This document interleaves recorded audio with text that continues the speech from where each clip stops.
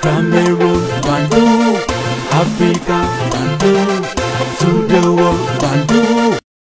Le Cameroun, c'est un pays qui est dirigé par des gens tellement incompétents. Les amis, c'est une pure vérité. Yo Bamendaman, yo Ekonaman, yo Giman, yo Bakurman, and proudly so yo anglophone brother. Si vous êtes compétent dans ce pays et qu'on vous recrute pour travailler quelque part, ceux qui vous ont recruté, je parle dans la fonction publique et autres, vont tout faire pour vous rendre cancre, incompétent. Le cardinal Christian Toumi, à Rome, j'ai vu une de ses vidéos à l'époque, il s'adressait aux cardinaux. Il a dit, dans son pays, il a posé des questions à certains fonctionnaires qui sont passés par les écoles catholiques, universités catholiques.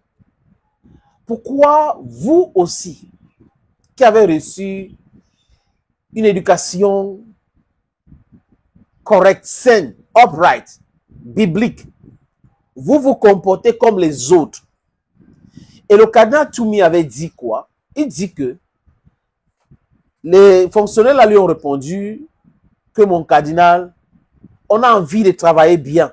Mais si on travaille bien, les autres vont toujours voler et on va mettre ça sur notre tête. Donc, c'est un système savamment pensé pour continuer à piller le pays, pour réduire le pays à néant. Pendant ce temps, vous avez des gens qui pèsent beaucoup de milliards, mais qui ne sont pas des industriels. Parce que pour peser beaucoup de milliards, il faut être dans une activité qui vous donne de l'argent. Et cette activité, c'est quoi? C'est fait dans la production de services ou autre chose qui peut, téléphonie mobile, production de denrées alimentaires, agroalimentaires, tout court, pour être multimilliardaire. Donc, vous faites face à quoi? Au marché, on parle de mass marketing. Vous vendez quelque chose, des services ou de produits finis. Mais quand vous regardez le Cameroun, les fonctionnaires sont plus riches que les hommes d'affaires. C'est vrai que c'est un secret de polichinelle. Les fonctionnaires sont plus riches que les hommes d'affaires au Cameroun. Vous trouvez que c'est normal? 43 ans au pouvoir pour détruire l'économie comme ça?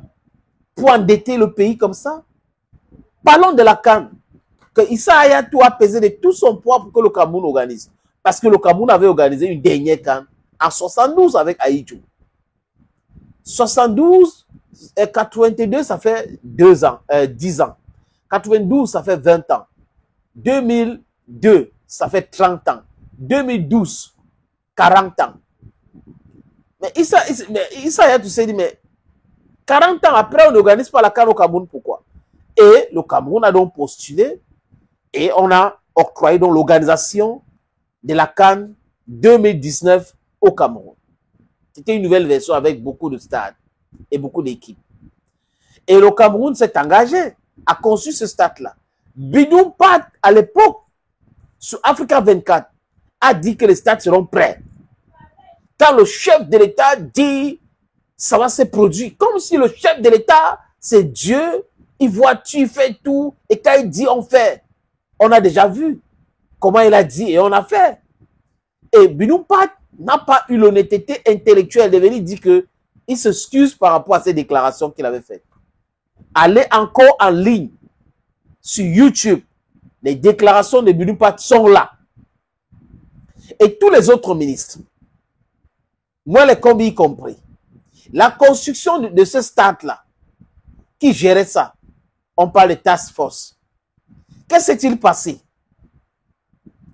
Magui à Olembe, Puccini à Olembe, de scandale à scandale. On a réussi à construire les autres. Mais Olembe, qui devrait porter le nom de Paul Barthélémy Biya Bivondo, ça devrait être le complexe sportif Paul Biya. Parce que c'est pas un stade, pas de complexe dans l'hôtel, le centre commercial, les cours de tennis, que les stades annexes, tout ça dans Olembe.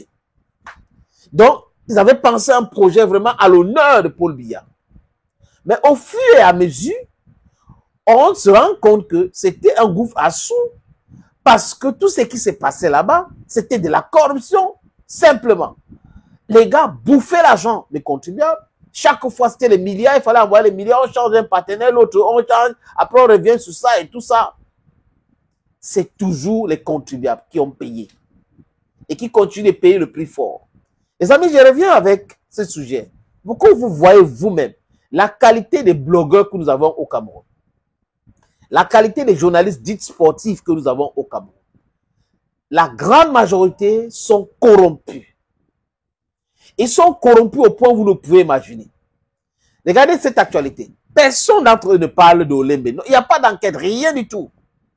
Personne d'entre eux ne parle de tard, des manquements au niveau du ministère des Sports. Personne ne parle. C'est fake foot, fake foot, fake foot. Donc c'est très facile. Même sur les différentes plateformes. Fake foot, fake foot, fake foot.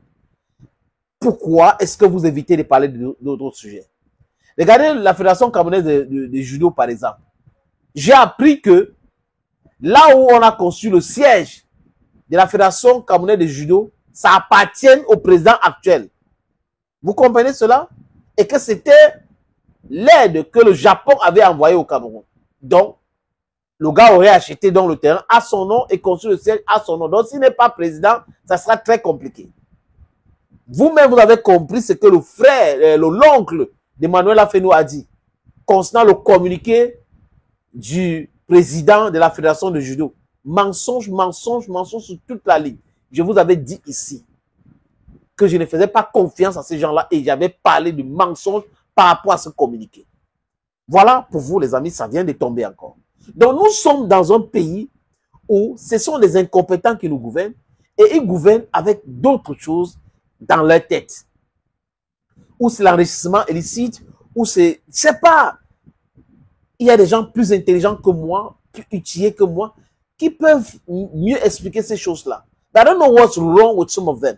Some of them are afraid to talk, some of them don't want to talk, or some of them are accomplices of these people who are spoiling the country. Et là, ça fait rire, les amis. Le gérant de l'ONIES, parce que le PCO, c'est le grand patron, c'est Bell, après, M. Ewanet, c'est lui le directeur. Et par la télévision. Et dans son discours, on comprend qu'il faut encore l'argent pour la construction de l'hôtel. Alors que Cyril Toulou nous avait dit en 2021 que l'hôtel est déjà dans les gradins. On a en train de construire l'hôtel déjà. Et que ça va finir avant le commencement de la CAN. Jusqu'aujourd'hui, les amis, il n'y a pas l'hôtel. Le centre commercial, il n'y en a pas. Et il veut encore des milliards. Les milliards qu'on avait d'abord décaissés pour construire toutes ces choses-là est passé où? Cet argent-là est passé où? Ce sont des questions importantes à poser, les amis. But they don't ask these questions because most of them are engaged in the spoliation, the looting, in the looting of public funds. They are feeling fat while the people are suffering. Il faut construire les prisons au Cameroun. Bientôt, beaucoup iront en prison. Je dis bientôt, beaucoup iront en prison. That's the only thing. And they should reimburse this money because Cameroonians need the money for their development. Thank you, friends. Anyhow, I look at now.